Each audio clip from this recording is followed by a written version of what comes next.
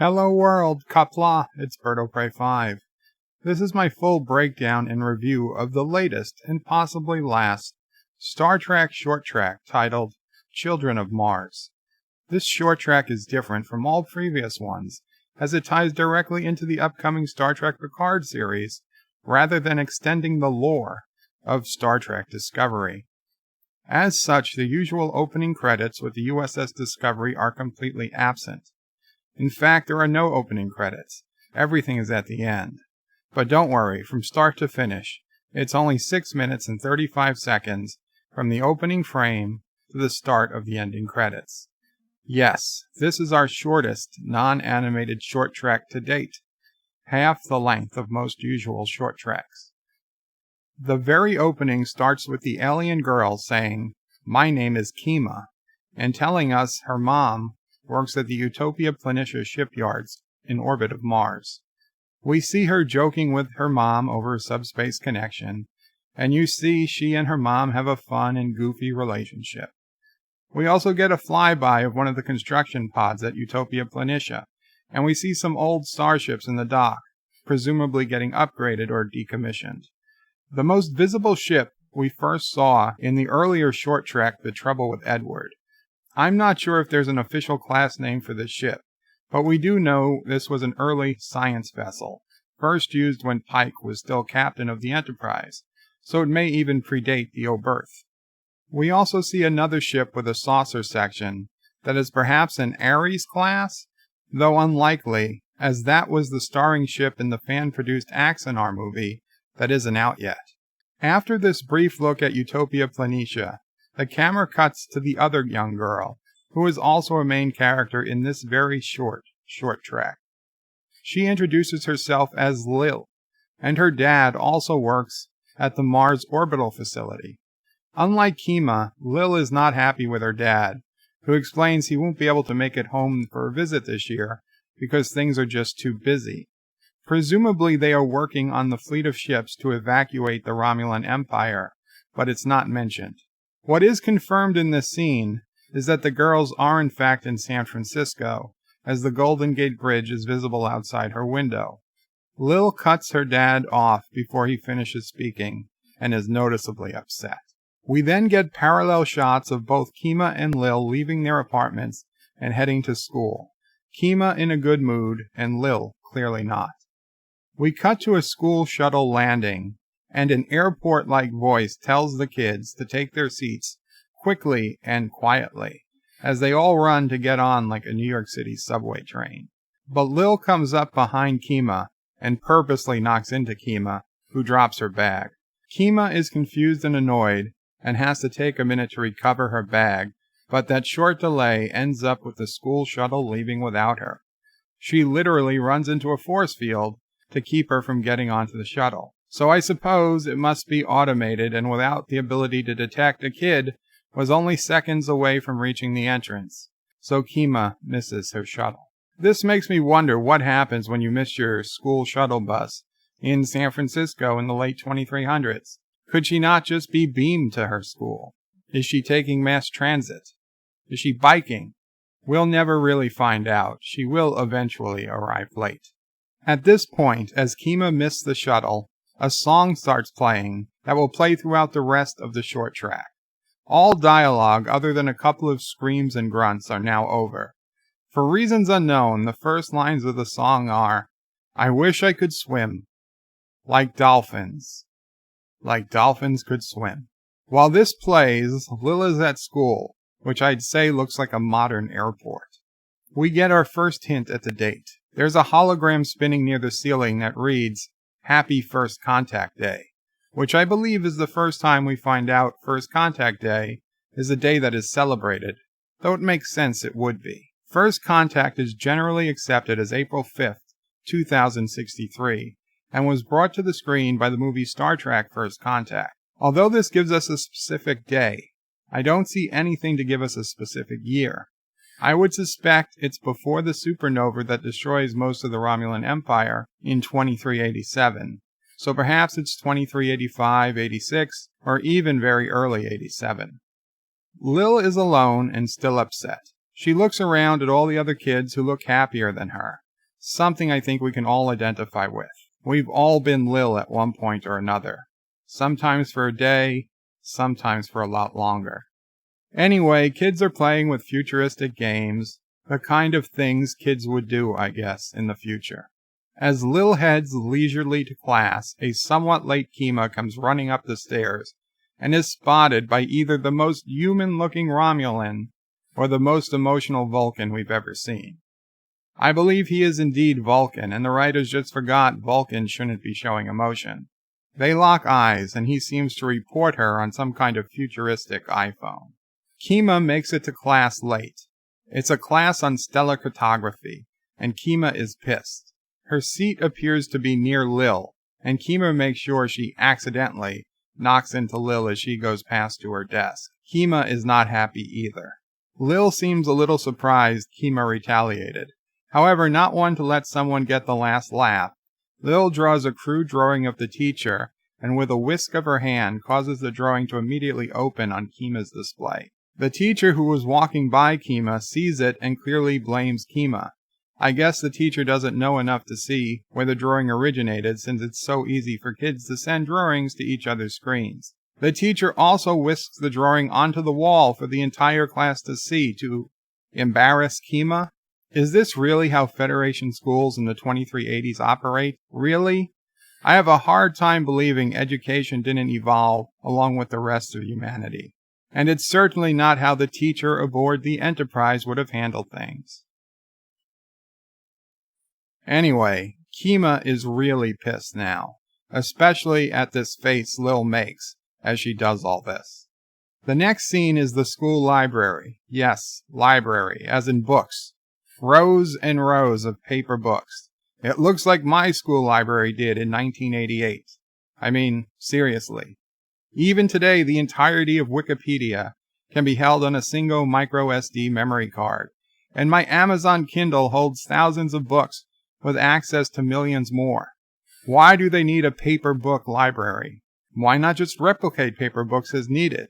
But I suppose they needed a library because it was the only place the writers could think of for Qapla to get her revenge. Qapla waits behind a bookcase and trips Lil as she passes. Lil flops to the ground, right on her face. A little later at the lockers, yes, lockers, a very angry Lil comes in for a direct attack, pushing Qapla into the wall of the lockers and knocking her down. Lil is screaming over Qapla to get up. This is on. Qapla gets to her feet and throws Lil into the lockers. They go at each other in an all-out girl fight. Qapla gets Lil down, only for Lil to get right back up and punch Qapla directly in her bumpy face. And Lil even draws blood. Blue blood comes out of Qapla's nose, and she is now even angrier and delivers a punch right to Lil's face, knocking her down. Qapla then jumps on top of Lil to go in for the kill. But that's when two school officials finally separate the girls by dragging them away from each other in opposite directions. Moments later, however, the girls are sitting just 12 feet away from each other, with no one and nothing in between, apparently in some sort of timeout to, I guess, think about what they've done. Although not facing each other, they do glance at one another, with what is perhaps a small look of regret on Lil's face for starting all this. We then get our first complete sentence of audio other than the girls' introductions, but it's merely a notice over the PA system that the science lab for level 6 students has changed to science lab 2. Just after that announcement, however, the emotional Vulcan's iPhone 2800 starts ringing with an alert sound. He looks at it and is visibly shaken. Other adults' iPhones seem to be alerting too, and a woman comes over to the Vulcan, also looking at her iPhone, and is even more disturbed. But her look is justified, as she has round ears.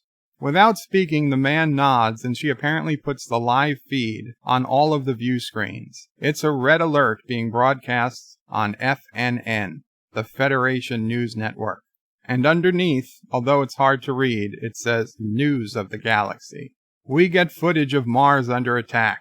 The entire school is watching, but I suspect most students don't have parents working on Mars. Qapla and Lil move closer together as they watch the destruction and chaos. We get flashbacks to earlier in the day when Qapla and Lil last spoke to their parents. A screen shows Admiral Picard has commented on the attack. He calls it simply devastating.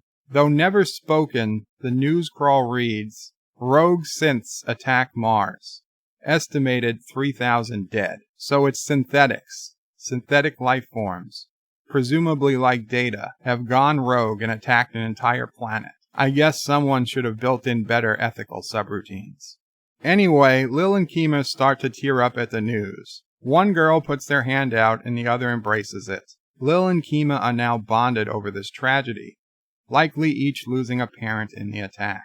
The episode ends 6 minutes and 35 seconds after it started, as the hand-holding close-up fades to black. As you watch the credits thinking, there must be a post-credit scene, and wondering if you really paid for an entire month of CBS All Access for 6.5 minutes of content, you might notice this screen. A card saying that this short track was based upon Star Trek The Next Generation by Gene Roddenberry.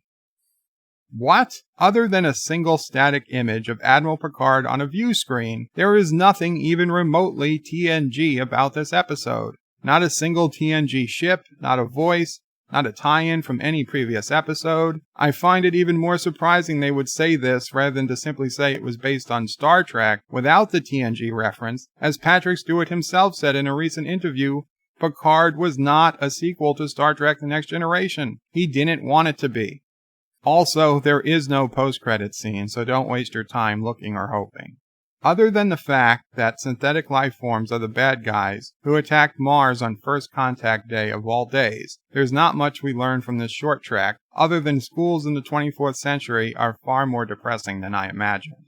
We do get confirmation, however, that the updated United Federation of Planets logo, seen in the Star Trek Discovery Season 3 trailer, which has considerably less stars than the original, is not some sort of smaller federation in the future after perhaps many worlds broke away. It's simply the 25% different Kurtzman UFP logo, so Secret Hideout can monetize any merchandise that might be sold with it. Pretty disappointing, really. Speaking of disappointing, the people behind this short track double and even triple down that Picard will look far more like Star Trek Discovery than Star Trek The Next Generation. Besides the repurposed Discovery-era shuttle used as a school bus, none of the ships in the space dock around Mars were from TNG, even though they easily could have put in a Galaxy class, an Intrepid, a Defiant, Runabout, a Miranda, or anything remotely familiar to the original timeline Star Treks. But they chose not to. I can only assume not to get our hopes up. All in all, this wasn't objectively bad, just pointless and incredibly short. Though if you have nothing to say, I suppose wasting less of our time is better. The literal only point of watching this short track is to find out synthetics are the cause of the Mars attack that will take its toll on Admiral Picard. Perhaps Lil and Kima will return as friends, or more than friends, calling it now, in Picard, but they hardly would need to have a backstory. That's really about it. For not entirely destroying track canon, and just barely moving the track story forward, I give Children of Mars the highest rating of any short track, 4.8 out of 10. Watch it only if you are incredibly bored and already have access to it for some strange reason. I had hoped to review the third and final Star Trek Picard Countdown comic next week, but instead of launching a week before the show is released, the final issue has been delayed until a week after Star Trek Picard begins. I'd call it a massive blunder, but I honestly doubt many people really care. Production delays are reported to be the cause of this comically bad timing. So if that remains true, the first episode of Star Trek Picard is due to go live on Thursday, January 23rd, 2020. I plan to review it as soon as I can. Please subscribe and click the bell icon to be sure you get updates of these videos and other videos I'll be releasing soon. Qapla all. Take care. Thank you all for watching my video. Please remember to comment, like, and subscribe. And don't forget to hit that bell icon. Without it, you won't get notifications of new videos. Check out BirdOPrey5.com, the new home of everything Bird O' Prey 5 on the web. You can also check out my forum at juot.net. I'm also on social media, on Facebook, Twitter, and Gab. If you'd like to make a donation, check out paypal.me/BirdoPrey5 or on BirdoPrey5.com. Take care.